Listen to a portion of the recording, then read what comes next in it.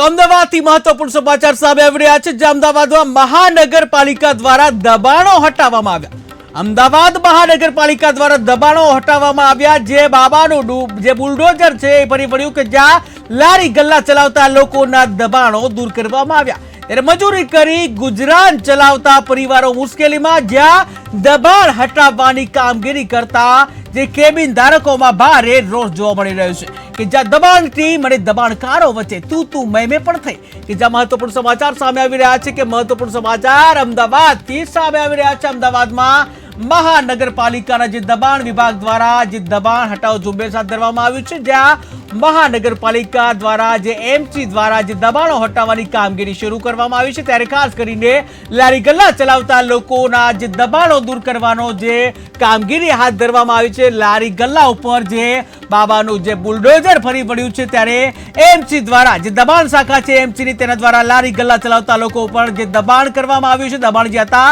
એ દૂર કરવામાં આવ્યા છે કે જેઓએ ગેરકાયદેસર લારી ગલ્લાઓ જે ઊભા કર્યા હતા, એ ગેરકાયદેસર લારી ગલ્લાઓ છે એને હટાવવામાં જે કામગીરી ચાલુ છે। ત્યારે લોકોના જે કહી શકાય લારી ગલ્લા ચલાવતા જે લોકો છે તેઓના દબાણો ગેરકાયદેસર જે હતા એને દૂર કરવાનું જે કામ એમસી દ્વારા કરવામાં આવ્યું છે દબાણ શાખા દ્વારા। ત્યારે મજૂરી કરી ગુજરાન ચલાવતા જે પરિવારો છે મુશ્કેલીમાં મુકાઈ ગયા છે। ત્યારે દબાણ હટાવવાની જે કામગીરી કરાતા જે કેબિન ધારકો છે તેઓમાં રોષ જોવા મળી રહ્યો હતો। ત્યારે આ રોષ દરમિયાન ક્યાંક જે એમસીની જે દબાણ ટીમ છે અને જેઓએ ગેરકાયદેસર દબાણો કર્યું હતું, આ બંને વચ્ચે ક્યાંક ને ક્યાંક તું મેં પણ થઈ, બંને વચ્ચે ઘર્ષણ પણ થયું કે દર વખતે જ્યારે પણ ડિમોલેશન કામગીરી હાથ ધરવામાં આવે છે ત્યારે સામાન્ય પ્રકારની આ પ્રકારની જે તું મેં થતી હોય છે। ત્યારે જે એમસી દ્વારા એટલે કે અમદાવાદ મહાનગરપાલિકા દ્વારા આ જે દબાણ હટાવવાની જે કામગીરી શરૂ કરવામાં આવી છે અને જ્યાં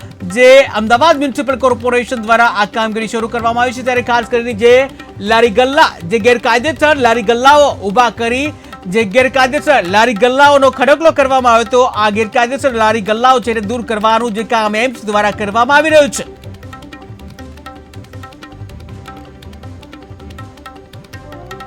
તો મહત્વપૂર્ણ સમાચાર જે અમદાવાદથી સામે આવી રહ્યા છે, જે અમદાવાદમાં જે મહાનગરપાલિકા છે એના દ્વારા જે દબાણ હટાવવાનું કામગીરી કરવામાં આવતી હોય છે, ત્યારે જે ફરી એકવાર જે અમદાવાદ મહાનગરપાલિકા એટલે કે અમદાવાદ મ્યુનિસિપલ કોર્પોરેશન દ્વારા આ દબાણ હટાવવાની કામગીરી શરૂ કરવામાં આવી છે। ઉલ્લેખનીય છે કે દબાણ હટાવવાની કામગીરી જ્યારે કરવામાં આવે છે ત્યારે જે દબાણ કરતાઓ છે એટલે કે જે ગેરકાયદેસર જે દબાણ કરી રહ્યા હોય છે અને જે તંત્રની જે ટીમ હોય છે દબાણની, આ બંને વચ્ચે ઘર્ષણ થતું હોય છે, તું મેં થતી હોય છે। ત્યારે એવી ઘટના જે છે જે આ દરમિયાન પણ મળી કે જ્યાં દબાણકારો અને દબાણકર્તાઓ વચ્ચે ક્યાંક ને ક્યાંક તું મેં પણ થઈ ગઈ।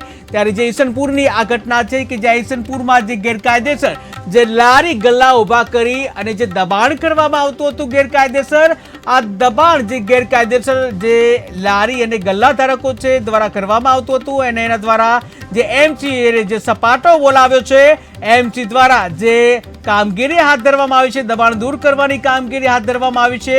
ત્યારે જે કહી શકાય કે લારી ગલ્લા ચલાવી અને જે પેટીઓ રડતા જે મજૂરો છે તેઓમાં પણ ક્યાંક ને ક્યાંક જે રોષ જોવા મળી રહ્યો છે કે જ્યાં તેઓના જે આ રોષ ફાટી નીકળ્યો હતો, ત્યારે જે દબાણ ટીમ છે તેમાં જે એમની સામે ઘર્ષણ પણ થયું હતું, તું મેં પણ થઈ હતી। ત્યારે હાલ તો અમદાવાદ મ્યુનિસિપલ કોર્પોરેશન દ્વારા દબાણ હટાવવાની કામગીરી જે છે શરૂ કરવામાં આવી છે કે જ્યાં ગેરકાયદેસર જે લારી ગલ્લાઓ ઉપર રાખી અને અડચણ રૂપ બનતા હોય છે કે જ્યાં જે મ્યુનિસિપલ કોર્પોરેશનની જે જમીન છે, સરકારી જમીન છે, આ જમીનો ઉપર ક્યાંક ને ક્યાંક ઘણા બધા જે લારી ધારકો છે, ગલ્લાઓ છે, ક્યાંક કેબિનનો ખડકલો કરવામાં આવતો હોય છે। ત્યારે જે આ પ્રકારની જે ઘટના જે બનતી હોય છે ત્યારે ખાસ કરીને અમદાવાદ મ્યુનિસિપલ કોર્પોરેશન દ્વારા આ દબાણ હટાવવાની કામગીરી શરૂ કરવામાં આવે છે, જ્યાં ક્યાંક ને ક્યાંક દબાણ કરતા અને દબાણ કરાવનાર જે બંને વચ્ચે ક્યાંક તું મેં થઈ હતી, એટલે કે દબાણ હટાવવાની કામગીરી કરતા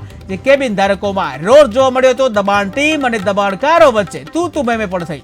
હું 42 વર્ષથી અમારી અહીંયા ઈસનપુરમાં દુકાન છે। હું જ્યારે લગ્ન કરીને આવી ત્યારથી અમારી આ દુકાન છે અને મારા મિસ્ટર દુકાન 28 વર્ષ સુધી ચલાવી, પછી મારા મિસ્ટર ગુજરી ગયા, પછી હું પોતે મારા નાના છોકરાઓને મેં આ દુકાન પર મોટા કર્યા। મેં એટલી બધી લોહી પાણી એક કરી અને મેં દુકાન એક બાજુ છોકરાને મોટા કર્યા, એક બાજુ મેં દુકાન ચલાવી. એ આવી રીતે દિવસો કાઢ્યા. અને હવે જ્યારે મને એમ થાય કે ચલો 2 પૈસા મને મળશે, ત્યારે મારે એકદમ જ આવીને દુકાન આવી રીતે તોડી નાખી. ના મને સામાન લેવા દીધો, મારો માલ રફે દફે થઈ ગયો, લોકો ચોરી ગયા મારો માલ. હવે શું થયું છે, મારી દુકાન તૂટી ગઈ. અમે અહીંયા 1985ના સાલથી રહીએ છીએ, એટલે 42 વર્ષ કરતાં વધારે રહીએ છીએ. અને માત્ર 11 દિવસ પહેલાં અમને હુકમ આપવામાં આવ્યો, જેને નોટિસ ના કહેવાય, હુકમ આપવામાં આવ્યો કે 7 દિવસમાં આ જગ્યા ખાલી કરી નાખજો, નકર 10 દિવસ પછી અમે આવીને બધું તોડી નાખીશું. અમને કોઈ વૈકલ્પિક વ્યવસ્થા બી નથી કરી આપી. અને અમે 42 વર્ષ કરતાં વધારે રહીએ છીએ, તો અમારો અહીંયા હક બને. અને એની અવૈધમાં અમને કે એમણે બનાવી પણ નથી આપ્યું, તમે અહીંયા જજો.